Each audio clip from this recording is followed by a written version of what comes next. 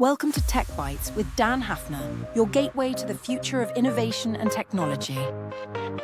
Dive into the exciting world of software where cutting-edge tech meets creativity. Explore no-code solutions that empower businesses to thrive without traditional barriers. Hear inspiring stories from tech pioneers and industry leaders who are changing the game. Join us on Tech Bytes and transform the way you think about technology and business. Hello, everyone. Welcome back to the show. My name is Dan Hafner. For those of you just joining, welcome to the Tech Bytes show. This is a show where we talk about business, technology, software, and then even a little bit of, entrepreneurship and personal development things. We kind of have a mix and mash. This is an interview-based episode where I have a guest by the name of Nick on here. We're going to talk to him. It's going to be very, very interesting. He's a financial advisor, so it's a very interesting angle we're taking for this episode. But I promise you guys it'll be really, really interesting because we're going to talk a little bit about his tech background, types of things that he uses. So if you're a small business owner or someone running your own show, this is a very, very interesting episode to be a part of because you might learn a few things about how he runs his business, what technology he uses, how he's been using this to kind of get off the ground. We have he has also kind of a background in technology, and his family has a background in technology, so it's going to be a very interesting conversation on this today. So I'm going to bring him in just one second, but before I do, as always, please subscribe and like the show. That is very, very helpful wherever you're watching or listening to this, so you can get updates on the show and all of these episodes being released, and also the No Code Advantage, which we're about halfway through, which has been a very, very popular series inside of the show for those of you interested in doing any kind of software building or no code stuff on your own. So with that little intro done, welcome to the show. Nick, can you please pronounce your last name, because I know I'm going to get it wrong, so just please spare me the embarrassment for that. I'm glad to. Yeah. So Nick Garofalo. I'm so glad to be here, Dan. Thank you for having me. It's a privilege, a pleasure. Glad to be here. Yeah. Nick's a little bit newer. You're a little bit newer to the podcasting game, right? I am. Yeah. I started a show a year ago and really had fun with it. Kind of turned my attention to some different marketing avenues in late last year. But I'm actually, I'm going to be coming out with a new season of my show where I'll be interviewing some interesting people and just having some fun conversations and sharing with the world. So that's awesome. So go ahead, plug your show. What's it called? Yeah, 1 degree. So life change happens one tiny decision at a time. Often we get pretty overwhelmed, when trying to make or implement life changes because, we have a vision of what we want our ideal life to be. Well, I want to be 20 pounds lighter. I want to, be healthier. I want to have a business. I want to whatever. And sometimes we even know the steps, or we've even made the commitment of, hey, I want to move this direction. It's not just a goal someday, but it's, hey, I'm doing it now. But the implementation is where most of it falls apart. So 1 degree, little tiny shifts over time, kind of like atomic habits, right? I mean, it's small changes. So the show is just short little conversations around how small changes over time make a big impact. Awesome. Yeah, make sure you guys check that out. I was checking out a few episodes before I had him on. They're very, very, very useful. So thanks. Best of luck with the show, man. That's awesome. Very cool. So yeah, and I bring that to light because I like welcoming people into the podcasting world. I guess I could call myself a veteran. I hate to toot my own horn with it. I've been podcasting for like 6 or 7 years at this point, kind of on and off. Ooh, that's veteran status, my friend. Yeah, I've done over 400 episodes now. You're one of the early 400s. So that's been fun, and it's been it's always, I love these types of conversations. They're very cool, and you're definitely a unique guest for the show. So keep going, man. It's gonna be awesome. I've never been number 400 of anything, so it's a first for me. It's an honor. Yeah, that's awesome. That's awesome. Yeah. So awesome. So you do your own financial advising company, correct? Correct. Yes.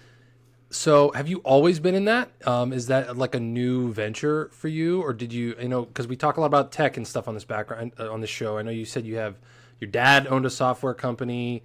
Kind of give us a little bit of that background. How'd you get into this? I know you were going through that intro spiel, and I thought, man, there's so much we could talk about today. This will be fun. Yeah, in short, no, I have not always been in this space. I'm a career changer into personal financial planning and wealth management, and one of many. It's a career field that is generally hard to get into, kind of like being a pilot or a doctor. It's like takes a lot of time, takes a lot of expertise, takes a lot of just learning the ropes over a lot of time. And so I've definitely put in the time over the last few years building up the credentials and education. But starting out your own firm, you still have to. It's a huge trust building experience of getting people to trust you and earning their trust through delivering a lot of value for whatever they're paying you. So I've not always done this, but I've always been finance oriented.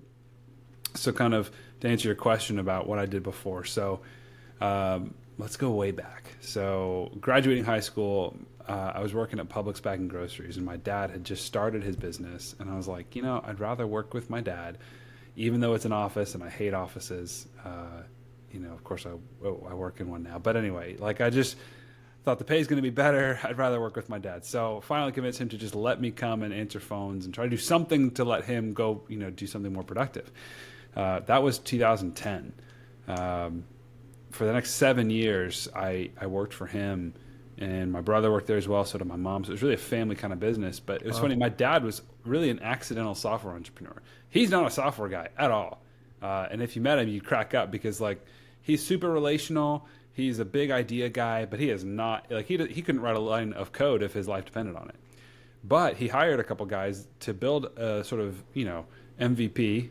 See my tech terms? I'm pulling them out there. Yeah, very nice, very nice. Build kind of an MVP, SaaS platform for online payment processing. And this was a time in an industry where there was very, very, very little competition. So we had phenomenal margins, charging, a great fee for the service we were providing, and it solved a real problem. So it was kind of a win-win-win. I worked there, and then I moved into the director of finance and kind of HR and operations role. My brother, as well, we kind of co-ran the business. And through that experience of being in a family business, working for the owner, of course being related to the owner, and seeing sort of the financial life decisions and strategies that could have been implemented that would have helped my dad a lot more than, the decisions and actions that he was, taking. Basically, if he'd been able to get some good advice, it could have made his life a lot easier and a lot better. Mm-hmm. So anyway, he sold the business in 2017. We were acquisition number 20 of this big parent company. They grew to 50 acquisitions over the next 7 years, went public. And then through divestiture, my position was dissolved. But long story short, having personal, small business family experience and then more corporate kind of experience, I wanted to get back to helping the people like my dad who have gotten themselves into a position entrepreneurially that they are making decent money, but they don't have a plan for it, and they really don't know what they're doing. Mm-hmm. And it's overwhelming, and they're stressed. They're kind of accidental business owners because maybe they're really good at delivering a service, but then it kind of falls down when it comes time to, make a plan around taxes or even just make a plan around cash flow and investing. And, there's a lot of really great tools available to business owners to save on taxes, to defer taxes, to kind of take advantage of the code. And so many of them just don't know, or they make too many decisions oriented around taxes and not enough are oriented around what's your actual life direction. What are you trying to pursue with your business? Because saving taxes or deferring them is not always the best idea. That's where you run into the CPA saying, oh, you should go buy a truck because you have too much money and you need to go have some business expenses at year end. That's not always good advice. And so, if there's no plan or strategy kind of driving that conversation, then you're just sort of beholden to, I don't want to pay taxes. So anyway, all that to say, so I got into personal financial planning and wealth management because I want to help people like my dad. I want to help those business owners to have a strategy, make a plan, execute on it, and leave a legacy that matters. That's awesome, man. I love the term you said, accidental entrepreneur. I mean, I kind of consider myself that at times too. But it's really interesting, kind of how you said too, where you can have a lot of, I'm sure you probably have more of the people that are just focused on grow the business, hustle like crazy, make as much money as possible, and then kind of think about, profit and taxes and that kind of stuff on the afterthought. But it's interesting that you said that there would be the other side of it where there's actually too much thought and too much I need to make sure that everything's like this, and I need QuickBooks that does this with this, and then there's almost is this really what you want to do? Is like, what about, having kids and then going into different things? I know you have 4 kids and you have another one on the way, and that's a very interesting, topic that we can dive into as well. But I love that, like, there's like kind of all of these things mesh together, That is exactly why I got into the space, because it is not just about saving on taxes. It is not just about picking a good investment. It's not just about growing a business and making all the money you can. That leads to a very unfulfilled life. Yeah. I've been there. I mean, I went down that path a few years ago when I started questioning, like, okay, even if I could go and grow this to a certain level, it's not all about that. Like I've had multiple conversations with people where I got even to the point where I was like, it's really cool when you see all the 2 ClickFunnels award winners and all these people that are growing these, it's all about the sexy stats in business. Oh, he's they grew this in 14 months to 8 figures, and like it's like everyone loves those like headline things. Yeah. But for every one of those, there's 100 businesses, probably like you and me, who are just like in the trenches, not really trying to maybe build that level of like a 10-figure business where there's just 9 million people working for you and all these different weights and problems of that kind of stuff. And I remember just being to the point where I was like, I would be comfortable with like this much money per month. Like, I don't need to grow to be a 10-person, a 50-person firm. Like, I'm just not interested in that, I'm just curious, like, what kind of thoughts do you have on all that? Wow. So many. Oftentimes we try to pursue in our finances what how can I say this without sounding like a fortune cookie? But we try to like we try to compensate for failures or deficiencies we see in one area of our life with successes in another. Yeah. And business growth is golly, it's so alluring. It's so tempting to just draw you into the endless treadmill of growth and growth for the sake of growth and more money for the sake of more money. You have to be wise enough to say, that's enough. That's enough for me. That's plenty. I don't have to kill myself, in the process of trying to grow this business. I mean, certainly there are seasons where you will be very imbalanced. Work and life will not always be a healthy balance, right? And so I think anytime you're growing something, you're stepping into a season where you are intentionally going to live out of balance toward work and at the expense of family time and life and hobbies and other things, or rest. That cannot go on forever, right? So you have to learn contentment in whatever sort of way that looks in your life. There has to be a point at which, and that comes from really deep down. This is way deeper than just money or business, because if you are not content with your own self, and let me even go deeper. If you're not, it's hard to go deeper without going just explicit into like my core beliefs here, which are all rooted in Scripture. But like, if you're not truly content in who God has made you to be, standing before Him, there's no amount of business success that will scratch that itch. Yeah, 100%. Right. And you can't find that contentment outside of Christ. But like, if you are in Christ and you've found that that purpose and that identity, you don't have to go looking for it elsewhere. And if you haven't, then you're never going to find it outside of that. But anyway, so my point, though, is that even in business, if you can't draw a line and say, hey, this is enough, this is good, you'll never have like an employee appreciation day or like a fun culture, because it's always just going to be focused on profitability and execution and implementation and revenue. And those are exhausting places to work. 100%. And I love that you brought up like the Christian-based stuff. And I want to get into that here, but before we do that, you said something interesting too around this area, like these times of imbalance. Sure. And that's very interesting to me. And I guess my question for you, and I brought this up earlier, so you already have 4 kids. You have another one on the way relatively soon, I believe. Yeah, September. And September. Okay. So how do you and this is an interesting question for me. I don't have any kids at the moment. Maybe some listeners don't, or they do, or whatever. Sure. But I'm curious, how do you manage starting a business, running a business, with that being the case? And is there areas of imbalance that you have to fight through and manage? I see by the look on your face, you're like, oh yeah. I'm curious. Like, take us through your thought process on all that. Okay. It's a bit of a work in progress. I'll say that. And that's okay. I think it's I think it is for everyone. Yeah, I mean, it's easy when you listen to a podcast to feel like the voices in your car or your headphones are kind of like experts who have it all figured out, and that's nothing could be further from the truth. But I'll say this first off: if I didn't have the full, complete support of my wife, I would never have started this business.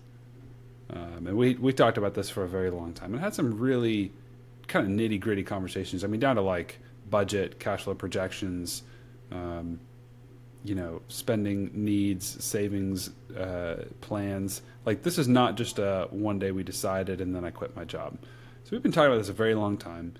And actually, when I first started down the road, we had 3 kids, then we had 4, now we're soon to have 5. So it takes a long time. And, I've seen this too, where, a big life change like starting a business can cost you your marriage, can cost you family relationships. That breaks my heart. There is no business that I would even dream of owning or operating, no number of accumulated wealth or success that would be worth trading my family for. So that's the first core foundation, is like, ultimately I'm not in this. And I'd say this is probably mixed motive, honestly, because I think there's a part of me that is. But my goal is, I don't want to be in this to build an empire, to make a huge name for myself, to become a zillionaire. And I say there's mixed motives because, sure, there's a part of me that's like, it would be kind of nice. Well, okay, but the goal, the foundation is, I want to provide for my family and I want to care for them and I want to be present with them to the extent that I can, while also still being diligent to put in the time to build this business and get it off the ground. So that's, I guess, kind of the umbrella of priorities. And then how does that look? Well, sometimes it looks like working on Saturdays. Sometimes it looks like working after bedtime. That's not really healthy, not long term, like I was saying. Sometimes it looks like working maybe 3 hours on a Friday because, the needs of my family have to take precedence over the needs of my business. Neither of those needs will ever be satisfied, by the way. So that's a difficult kind of realization, pill to swallow, right? Yeah. Very. I will never be enough for either my business or my family. That's really difficult as a man to go through. That's incredibly difficult we're speaking to all you men out there. I think, and women as well. I can't really relate because I'm not a woman, but that is like that. What you just said, man, that is deep, because it's like you will never be fully enough for any one of them. But we want to feel like we're enough. We want to feel like, sure, like, yes, like I am showing up for my family in a way that's like to the best of my abilities. But I'm also kicking ass in business and making the money that I need to make to provide a good life for them. And yet you only have so much time in a day. So that's, wow, that's a very, very powerful thing you just said there. It really is. Well, and it's that kind of a conversation you just have to have in your head with yourself. And you have to come to terms with, well, what do I really want most? Because you can kind of only pick one thing at a time. And if you really want to be super successful in business, I'm not saying there's anything wrong with that. I hope to be successful in this business. Otherwise, I wouldn't have started it, right? But, what I see a lot in financial planning and what I don't want to do myself and what I try to advise clients away from is the kind of old school retirement mentality, which is, you go to work at 20, you kill yourself for 45 years, and then you retire and have fun.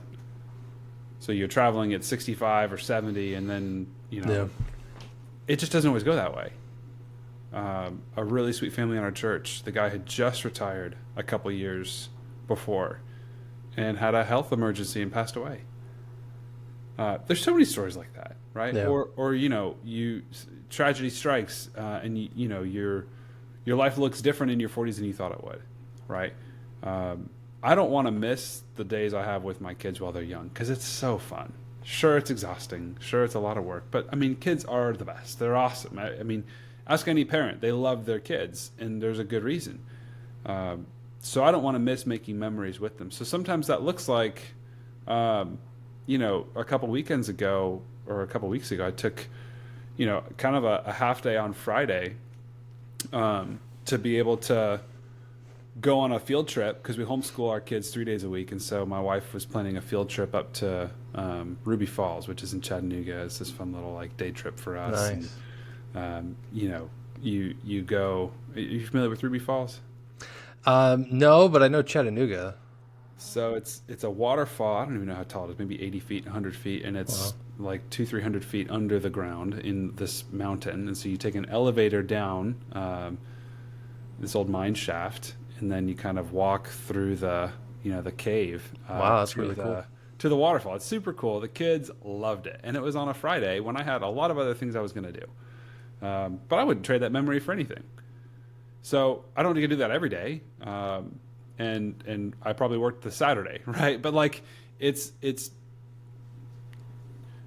having in your head, like I said, that conversation of what is the most important and today, right? Because it's probably going to change day to day. But where do I need to focus today, and what kind of concessions or accommodations do I need to make on the other areas of my life that I'm putting on the back burner temporarily to make this the main priority? Whether that's business and you're working a 13-hour day 5 days in a row, or whether that's family and you're saying, there's nobody else that's going to move this business forward while I'm away, but I'm going to go and make a memory with my kids.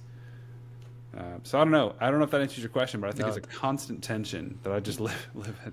No, it does. Not all the time. It does. All right. So now I got a hell of a question for you. We're gonna baptize you by fire here in podcasting. Sure. Let's do it. So you mentioned something very interesting. Earlier we brought up kind of like this whole, knowing who you are in front of God and being in Christ, and you're a very Christian focused financial advisor, and you build a lot of things on Christian values and investing, cash flow, and spending money and business and all that stuff, which is something I'm getting into more and more and more.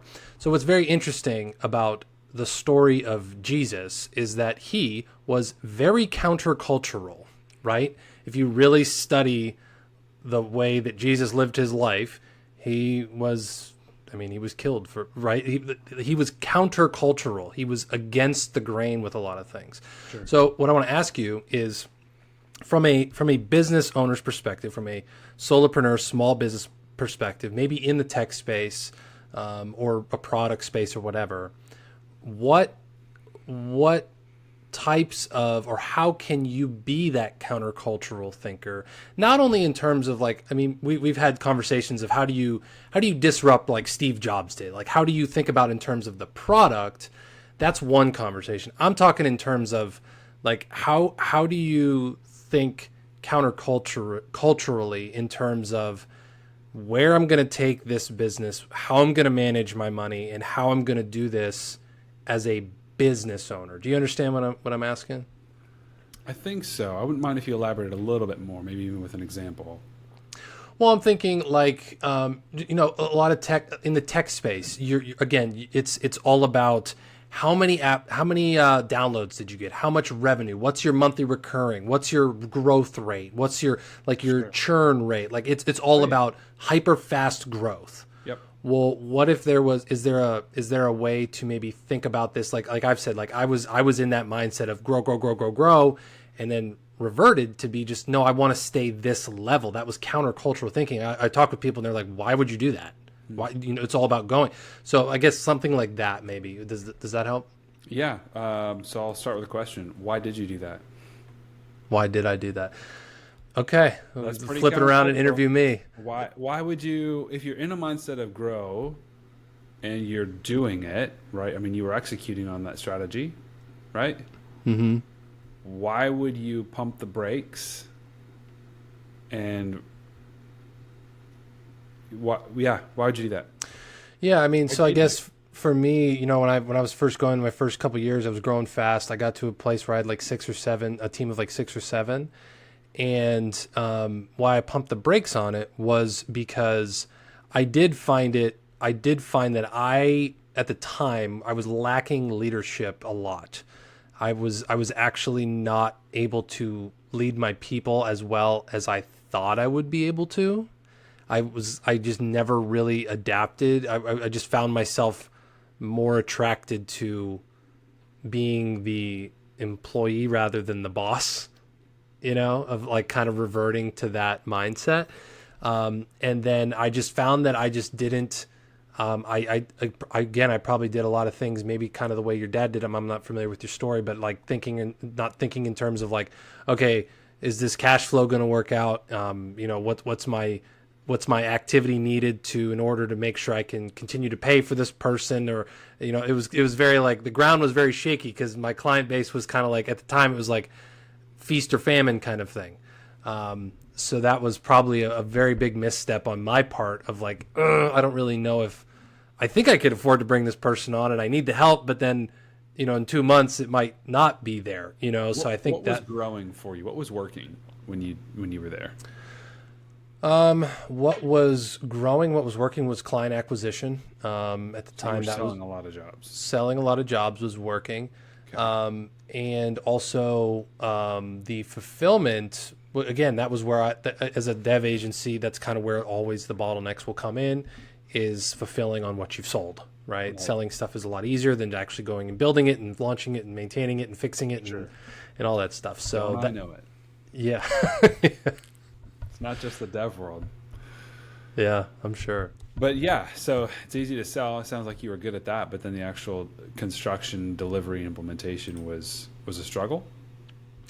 It wasn't that it was a struggle. It was so much as it was just like I was the only one, and you know, it was like now I have way too many projects, not enough people to fulfill on it. I need to hire some people, which then made there was this backlog of work.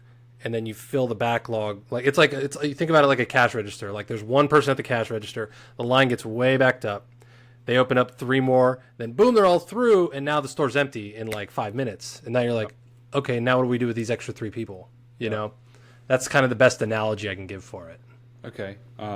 So it sounds like perhaps that wasn't as countercultural as you might think, because from the sounds of it, you were on a growth trajectory that was unsustainable, and you saw to continue our biblical references, you saw the writing on the wall. Like, the pipeline is not keeping up with the execution, the delivery team, right? So they are out delivering my ability to sell. And so you backed down your delivery team rather than going out and trying to hire a salesperson. Yeah, exactly. And I don't think that's actually all that countercultural. I think that's wise. Interesting.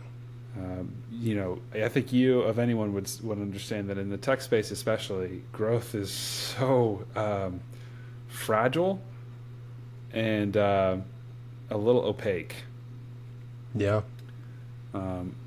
Tech companies operated, 10, 15 years ago, 20 years ago on kind of this weird sort of, again, very countercultural investment idea that revenue doesn't matter so long as you have eyeballs and adoption. That's how Amazon was so profitable for a long time, was they ran at a loss and acquired a massive client base, and then now they're profitable. But like Uber, Uber, gosh, you could probably rattle off the companies. Twitter, like a lot of these companies had huge adoption, huge market share of the users, but their revenues were pitifully lower. They were burning through cash. And so a lot of tech startups try to adopt that same platform. Many of them crash and burn. I think you're let me adapt your question now to my situation and give you my answer. Okay. So let me make sure I can remember that question just kind of as you stated it. Of how do you adopt sort of a countercultural approach to business basically, in the Yeah. face of a society that talks about success and growth and revenue and all that and KPIs. And let me first say, I love data. I have, I passed big tests to try to expand my education in data analysis and financial analytics. I love that stuff, right? It's fun to me. So I am a big fan of tracking and monitoring performance, setting goals and trying to hit them, of knowing well the operations of your business and kind of the drivers of your revenue. The reason that I love it so much is because if you go all the way back to Genesis, when God made the world, he gave Adam two mandates. The first is the multiplication mandate, right? So you and Eve together multiply, have a big family, grow and multiply. But the second was to exercise dominion. And dominion was there to take the raw materials that God made in the world, to refine them, to systematize them, to productize them, and to turn them into something of even greater value. Because when you take raw materials and you apply careful thought and particular actions, you can eventually come to an iPhone, right? But it takes a lot of time and a lot of energy and a lot of careful stewardship to get to that point. So Love that. I love the idea of carefully stewarding everything that's going on in your business, because fundamentally, God owns it all anyway. Everything, the air we're breathing, the whole world in which we live, all of the resources that we have, we live in a resource-rich world, a resourceful world. God has made it that way on purpose, and given us the drive, the desire, the encouragement, the mandate to go out, make it happen. Like, have fun, have your dominion over the world in which he's put us. So I love that. Yeah. Feel free to stop me for comments. Well, no, I was going to say, like, that was something that took me a long time. I think a lot of people, I can tell when I talk with a lot of people, they're almost like waiting for permission. Like, this was me for a long time. Was like, I was kind of like always like, well, maybe as long as like my wife says it's okay, or like I'm not going to like cause waves with anyone in my friend circle or my family. Like maybe I need the market to tell me it's going to be okay. Sure. And then once I learned, it was like, you don't need anybody's permission. God already gave you permission to do whatever you're going to do. So as long as it's not like evil, like just go for it, man. Like that's like you just said, it was already commissioned. So it's like, just do it. What are you waiting for? Just try, So that's a very, very interesting thing. That's so interesting. I think there's so many things to which that advice is perfect. But the thing that held me back for a long time was just fear. Just was scared to really go out and try. I'm still scared. Don't think that like, oh, I'm no longer afraid. Like, no, of course I am. But I'm not letting that stop me anymore in the same way that I used to. And like you said, what we're doing was already commissioned, right? So yeah. Anyway, that's and I think too, I have grown a lot in the last several years in my just my friendship with Jesus, in a lot of different ways. But like I see my business as like it's like a side by side co-laboring together with God. Like I am working to help people bring order to something that is typically stressful and chaotic for them, their financial situation, investments, taxes, cash management. I want to help bring order, and I'm doing this together with Jesus because that's his desire in the world as well. And if I can help, so the way that really kind of works out day to day is I'm kind of working to develop this rhythm where like I just kind of check in with him through the day, be like, hey, what should we work on? What are we focused on? What do I need to not worry about right now? And what do I need to come back to? Because, man, your business is it's not like a sandbox. It's like a beach. You can do anything. Like, the sky is the limit for what you could make or create or offer or, sell, or the work you could do for clients and make it even better and optimize and all that. And that's good. So it's overwhelming. And so I need someone to help me, kind of come in and be like, okay, Nick, let's focus here. Let's work on this. Let's do this today. And trying to develop that kind of a friendship approach to this business has taken a lot of pressure off too. Because it's not ultimately about, me like I said, building some empire that's going to, be worth zillions of dollars. Now, I do want to talk more about building a business as a business owner, kind of some of the, financial considerations there. But anyway, that's been helpful to me when I think of trying to, swim against the current out there. That's awesome. Okay.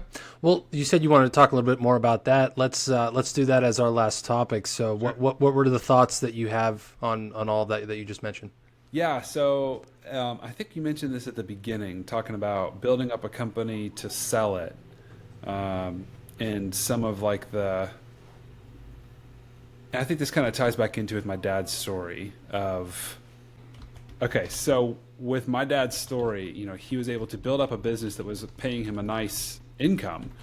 But then when he sold it, there was a big income gap because the income he was able to then earn from, just for example, for real numbers, if you're making $5 million a year in revenue and you're paying yourself, 10% profits, you're making $500,000 take home. Well, if you sell that business, let's say you sell it for, I don't know, 3 million, right? Maybe 5 or 6x profits. That's going to land you with about, $120,000 a year safe withdrawal rate on that portfolio. And that's probably the most jargon I'll try to say during this podcast. But are you familiar with the safe withdrawal rate, the 4% rule? A little bit. No, I mean that the numbers that you just said really make sense, but it shows a major gap. You were used to making this, and now all of a sudden you're making this. Yeah. So the 4% rule was championed by this retirement income advisor a few decades ago. He's actually still alive now. A friend of mine interviewed him on a podcast a while ago. By the way, I'm curious, which puppy is that? Oh, can you hear her? Just a little, but it's sweet. It's okay. This is Lily. I normally kick them out, and now she's whining to be held. But she snores, so if I put her up by the microphone, you can really hear it. So do my kids. So that's funny. What kind of dog? She's a Chihuahua. Oh man, so she's a tiny little thing. Yeah, she is very small. Our neighbors down the street have a toy Chihuahua is, the miniature version of a Chihuahua. Oh, okay. And this thing is the smallest little, but it barks so loud, I'm telling you. Oh, I'm sure. Okay. But anyway, the 4% rule basically says if you have $1 million and you pull out 40 grand a year, every year, in theory, you'll never have to touch the $1 million. And it should, through market ups and downs, through, whatever sort of, tumult, in theory, you should never have to touch the principal. So that's kind of the gold number of if you have a big chunk of money, how much can you, because that's kind of the retirement question, right? So it's okay, well, Dan, how much do you make a year? Well, I make $250. Okay, do you need the whole $250 every year to live on? No, I could probably live on, I don't know, 180. Okay, if you need 180, you divide that by 0.04 to get your number. That's your retirement income number. Now, you can feed in stuff like Social Security or annuities or pensions or 401k or whatever other sort of distributions you might get. But ultimately, a retirement income plan is just trying to figure out how much cash do you need, where are we going to get it, and where are we going to get it where you're not going to be waking up in the middle of the night wondering what happens if the money runs out. Yeah. So that's the 4 to 5% withdrawal rate, sometimes higher depending on circumstances. But, the point is for a business owner, if you're taking home $500,000 every year and you can sell it for, some multiple of profits or EBITDA, some adjusted, 3, 4, 5x, that is still going to, and let's say it's $2-3 million, that's still going to be a huge income gap for you moving from this level down to this level. And how are you going to make up the difference there? A lot of business owners fall into that situation, whether you're in tech or, construction or service or payment processing, right? The problem is the same of how do I plan for, I'm in a season right now, Dan, where I'm making the best money I've ever made in my life. And, the harvest is just amazing and it's been great. We're having some real windfall years. What do I do? Well, okay, great. Let's plan for the years coming where you probably won't be making this level, because you're probably not going to be making this kind of money when you're 60 or 70 or 80 or 90. Right. You'll probably still be alive.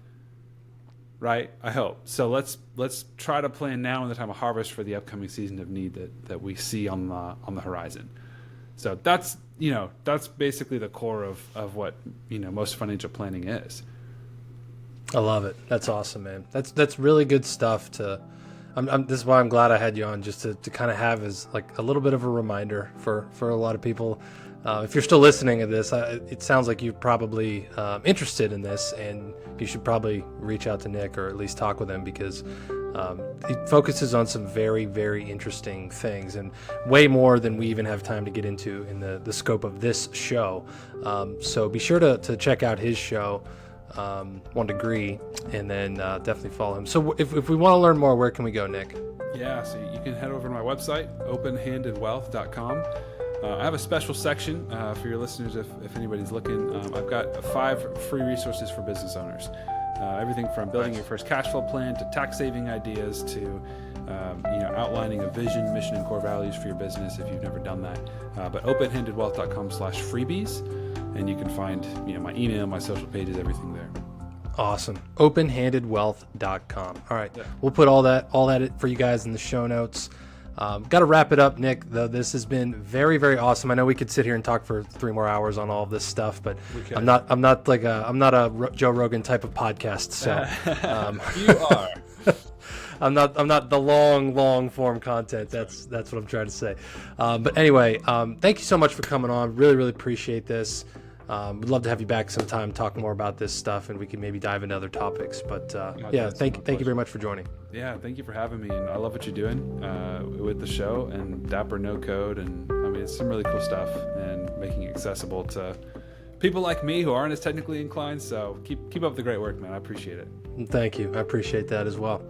All right, guys. Well, that is it for this show. I want to thank Nick for coming on again, and be sure to check out openhandedwealth.com, and then also his show 1 Degree. Sounds very, very interesting. It's a very, very cool show. And it sounds like he has some really, really cool resources for a lot of you. I know a lot of this. One of the reasons I brought him on the show was because I know, I myself have neglected some of these areas over the course of my career. I know there's some of you probably listening that have also done so. It's all right. We're not going to call out anyone out, but you know who you are. So thank you so much for listening. As always, please like and subscribe to the show. Share this episode with anyone you think might get value out of it. And we will talk to you all next time. Take care. Thanks for tuning in to Tech Bytes, your go-to show for software business and technology. Don't forget to hit that subscribe button to stay updated with our latest episodes, insights, and stories. Hungry for more? Dive deeper into the world of no-code by visiting dapnacode.com. Your journey to building amazing software without coding skills starts there. Connect with like-minded creators and unlock a world of resources tailored just for you. Subscribe now. Explore Dapper No Code and let's innovate together.